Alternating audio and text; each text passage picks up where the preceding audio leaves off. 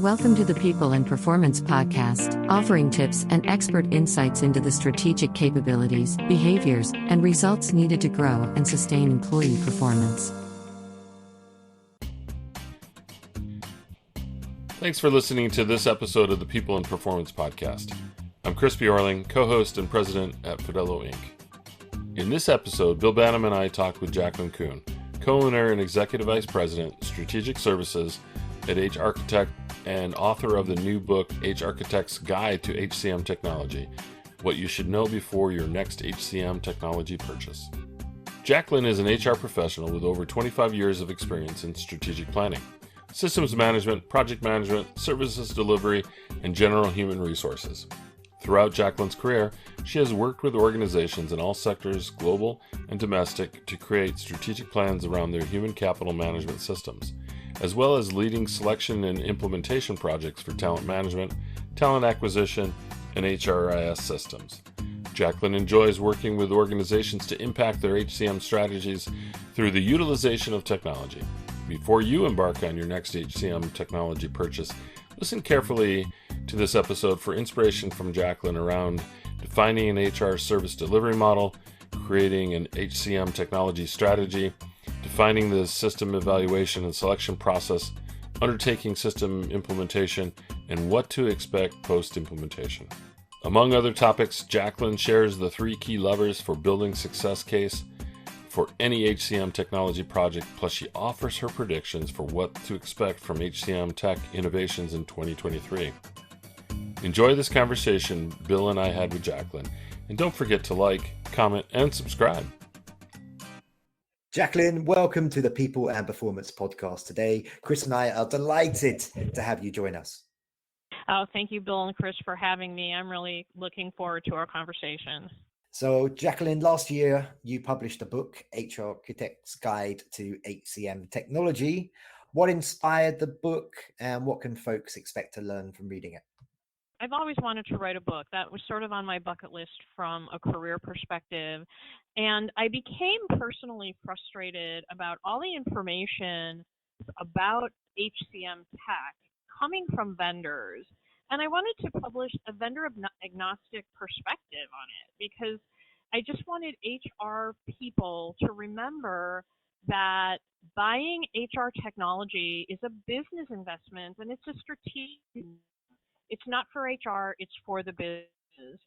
To kind of have things to think about and kind of give them a broader picture than what they're getting from the vendors that are publishing their product-specific stuff. Okay, thank you very much. And who should be the key stakeholders then, Jacqueline? Those folks who are involved in the research, the selection, and the implementation stages. And of course, as part of that, where does or should the HR department fit in? Yeah, so the way I look at it and the way we kind of work is HR sets their service delivery model. You know, what services they're delivering, how are they going to deliver it, in-house, third-party technology, et cetera. So HR sets the delivery model. And then business users, the stakeholders, right, the constituents, weigh in on what they feel works best process-wise and what doesn't work and how to not interfere with their jobs of getting the work done and getting the business done. And then you add IT just to make sure that the tech is sound, that it fits the environment, that the vendor's approach to support and development meets the IT strategy. So it's really, in my viewpoint, kind of like a 3-team of HR, their business stakeholders, and IT. And they all need to be a part of it because if it's going to work, it has to work for everybody.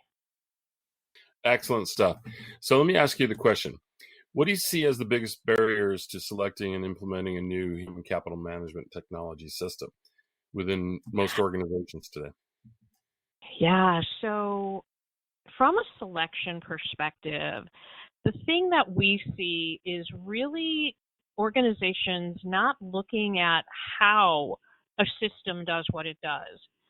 cloud HR technology today, it works. It's not like it's buggy or it's broken. The difference between one vendor and another is how it works. And oftentimes organizations will come to us after buying technology one or more times, and it just isn't what they thought they bought. And that's because they didn't look at the how. How exactly does it take to do what it's going to do, and how would I work with it? And then on the implementation side, a lot of implementations that we see that goes wrong is all around cutting corners. So you bought a technology because it could do some really cool workflow or has AI in it that you wanted to leverage. But then in order to go live quickly and cheaply, you decide not to configure that. Well, of course you're going to be unhappy with your implementation because you didn't put in place things that were the reason for buying it. And then, of course, traditionally, project and change management, and forgetting how important that is. You've suggested that there are 3 key levers for building a business case for any HCM technology project. What are they? Yeah, so they really revolve around productivity, risk, and cost. And so by that, what I mean is productivity is what are we going to gain in people time that we don't have to do today that we can reallocate to doing other things. And so it's really understanding what is it taking you to get your jobs done today that the technology can improve upon, either in efficiency or effectiveness. And then risk is really two-pronged. The risk of staying where you are, doing anything, and the risk of implementing. So you could have compliance risk in that you're on a vendor that's not supporting you in a country that you're in. You could have, risk of implementation because your organization is now taken on a bunch of projects and may not be able to resource this one. And then cost, what are you spending today versus what it's going to take you in spend to do this in the future. And so really, when you look at all 3 areas, you're really able to communicate to the C-suite, what are we getting by doing this technology? And the reason I also want to just emphasize the risk and why the risk part is in there, because HR doesn't always understand that the C-suite is always identifying risks and business risk. And if you can mitigate millions of dollars of business risk, I can guarantee that they're going to be willing to spend a couple $100,000 to implement technology if you can mitigate millions of dollars in risk. So don't underestimate the value of having risk in your business case. I love it. Very good. Yeah, the return on investment, that opportunity, that risk is an unknown sometimes that people don't always value in the calculations of it. So great stuff. Thank you. And we're going to be talking a little bit more about risk or fear of risk and potential recession, and a weird recession at that, in just a moment. And to give us a little bit more time to talk about that, to focus on that, I'm going to challenge you, Jacqueline, to answer in 60 seconds or less for the next question. Okay. What new HCM technology related innovations are you seeing in the marketplace that HR leaders should be looking at right now and for the first half of 2023 in 60 seconds or less? Go. Yeah, AI for recruiting and talent insights. Absolutely. If you're not using it, you need to. Embedding thinking-based assessments. Assessing people for their next job, for their promotability based on how they think and if the way they think is right for the job. And then, while not exactly an innovation, but it's definitely being adopted more broadly, the HR virtual assistant. I should not have to call a person.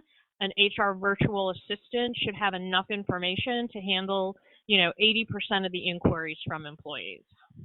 Nicely done. I think you had several seconds to spare. Okay, so I challenged you there so that we could free up a bit more time to talk about this potential of a very strange never before seen, or at least in our lifetimes, type of recession. One which GDP might go down. It looks like it is, but jobs. There's still lots of jobs out there. So I guess it's a good time still if you're an expert in HCM technology, recruitment technology, and similar. What have you seen regarding setting budgets for next year, and what tech are folks investing in? Yeah, so 2022 budgets, for the most part, have been holding. So people who budgeted for this year, even as you move into the second half of the year, we do not see things being challenged or canceled. 2023, however, is a little different. We're actually seeing people want to evaluate if what they are on makes sense and if they can build a business case to move off, but we are not seeing budgets and a desire for holistic replacement of HCMs out there. It's more, should we do it? Are we on the right stuff? What's it going to cost us? And if I had a crystal ball, I would basically say that what's going to happen in 2023 is it's going to be the year of the point solution. So I may not be materially changing out my HR holistically, but for my business need, maybe I'm buying something in talent. Maybe it's a data lake. Maybe it's learning management, right? It's a key piece of technology that we don't have today, that we can afford, that makes business sense. But yeah, I really think that holistically replacing your entire HCM, while there always will be some, I think the rapid purchasing we saw this year is definitely not going to happen next year. Can you share one piece of advice or some direction you were given by a mentor, leader, or colleague that inspired you to perform a higher level in your career? Yes, it was your mind and what you believe you can do is your only limitation. And that has been sort of my mantra my entire professional career. I love that. You are your own limitation, so stop thinking that way. Right? Exactly. Yeah, exactly. All right, and then the next question we have for you is, from a culture and people processes perspective, what does a high-performing company mean to you? Yeah, to me, a high-performing company is an organization that would exceed its goals as to what it sets out to do. And it may not be about money. It might be about inclusion, social responsibility, engagement, whatever. But you exceed what that goal was and what you wanted to be. That, to me, is high performing. And it's not, I want to emphasize, not solely about the money. Awesome. Yeah, definitely appreciate that. So thank you very much for your perspective on that area. So now the question comes, I referenced your book just a moment or two ago. How can we learn more about you and get a copy of your book? Yeah, the book is on Amazon. So if you, on Amazon.com, HRchitect's Guide to HCM Technology. And if you go to the HRchitect website, HRchitect.com, you can learn more about me and always find me on LinkedIn. I will always accept a connection from a practitioner. And if you're a salesperson listening and you have something I'm interested, I will accept yours too. Well, that's very inclusive of you as well, too. So that's awesome. So hopefully our listeners have the opportunity to connect with you and to learn more about your offerings and your thoughts around this and go to a deeper level, because HCMs are huge and we've just scratched the surface on this, and we appreciate your time today. Bill and I are both grateful that you were here and that you took a moment to share with us. Thank you both for having me. Thank you for listening to this episode of the People in Performance podcast. Follow us on social media and remember to subscribe.